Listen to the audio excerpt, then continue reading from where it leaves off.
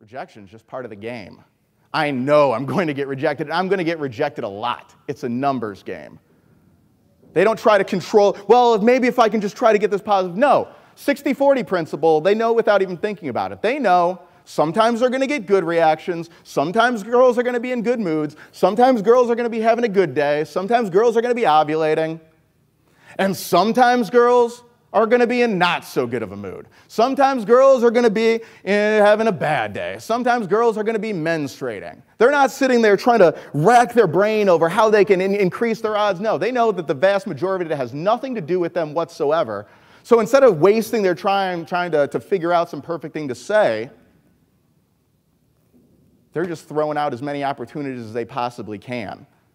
And you look at this entire industry, not this entire industry, excuse me, so much of this industry is predicated on that promise. You're like, I don't try to control everything. This industry is predicated on the promise. I'm going to give you what to say. Sign up for this, take that, and I'll give you that line so that you never get rejected. It's been playing off men's insecurities. It's been telling us it's more complicated than it actually is. Do you really have to win her over with some complex thing? No. She knows in the first 5 to 10 seconds whether she wants to sleep with you or not. It's coming, this elaborate thing that you can hope to concoct in order to win her over. It's not going to change that. It's just going to waste both your time. Maybe she's polite, maybe she's not. But the girls that liked you and were into you at the end of that were the same girls who were going to like you and were into you before that, despite that. The guys who are good with women, well, I like to change the verbiage, excuse me. I like to change the verbiage of all this, because the whole idea that a lot of people have in this community of approaching is built in. These mistakes are built into it. This whole idea of going up to a girl or a group of girls with something that they have to say that they're hoping will get a specific reaction, controlling the situation, thinking that it's more than 60-40, that they actually have more power in that than they actually do. They think of what to say, they walk up, they deliver it, and then they stand there waiting to either be accepted or rejected. This whole idea of approaching is just riddled with error. And it's no wonder why something's been broken for so long. We keep trying, we get better and better, but there's still a big gaping hole and we can't figure out why. I don't like to think of it as, I stopped using the term approaching just because of how we generally think of it when we think of approaching. Because when myself, or guys who are good with girls, they don't think of it as like, okay, so approach. Hey guys, I gotta get back to my friends. They don't think of it as this like big thing they do. Sometimes they're gonna be around girls, they're gonna try to position themselves around girls, and then usually it's just something they shout over their shoulder. Then it's usually, hey, by the way, this and that. They're not trying to put an effort, trying to get a good reaction. They're just simply getting their attention because they know more than anyone else that sometimes you're going to get a positive reaction. Sometimes you're going to get a negative reaction. Remember, I said that there are things that play into what you do? Are you smiling? Are you looking them in the eyes? Can they hear you? On the approach, that's essentially it. The rest of it, it's up to them. Really, try it. I stopped using the terms approach, and I just started using the term dropping a hook. Dropping a hook. Because when fishermen are fishing, right, and they stick their lines in the water, and the fish aren't biting that day, they don't say, oh, I'm a shitty fisherman. They say sometimes the fish just aren't biting. That's just the way fish are sometimes. Maybe I'll try a little different bait. Maybe I'll go check out a different fishing hole. Sometimes the fish bite, sometimes they don't. And I'm not going up with this whole thing trying to do it. I'm just dropping a hook. I can go to the bar, drop a hook over my shoulder. I can bump into some girl behind me, look at her and say, excuse me, oh, I just dropped a hook. Sometimes she's going to be like, oh, yeah, don't worry about it. Sometimes she's going to be like, oh, it's no problem, tee-hee. I'm going to say, oh, that's a cool like headband thing you're wearing. She's going to be like, either she's going to be like, thanks, or she's going to be like, oh, thanks, right? You've all seen either one of these reactions before. You know how it happens, but natural human tendency to overcomplicate, build up these big structures of what's going to happen when it's so freaking basic.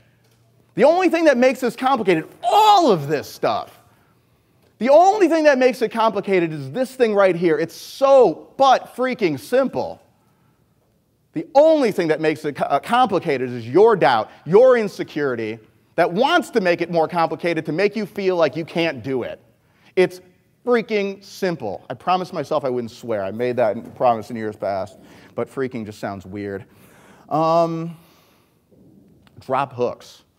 Drop hooks. Sometimes they're gonna, sometimes they're not. You lose nothing whatsoever. What have you lost right there? You're not taking it personally. And yet, because you're not like wasting all of your time, 10 minutes, trying to like dig out, like finally dig out a good reaction, which never would have came anyway, when you could have dropped 10 more. And you're not thinking about it as this like big script and this big thing you have to run up and do. What are my hooks? How's it going? What are you girls up to? I like that. Look, you did right there. That was cute. Do that again. Sometimes she's going to be like, eh. Sometimes she's going to be like, this look? What have I just lost there? Nothing. All you can ever do is gain information. That's it. Stop approaching girls and just start dropping hooks everywhere you go. The more you drop, the more girls you're going to talk to. It doesn't have to be fancy. Guys, well, what hook? You know what my favorite hook in the world is? It's really, really simple.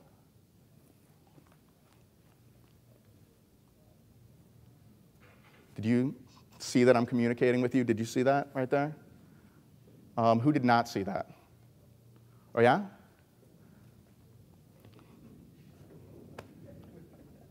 Did you notice that I was doing something towards you? Did I get your attention? Did you see?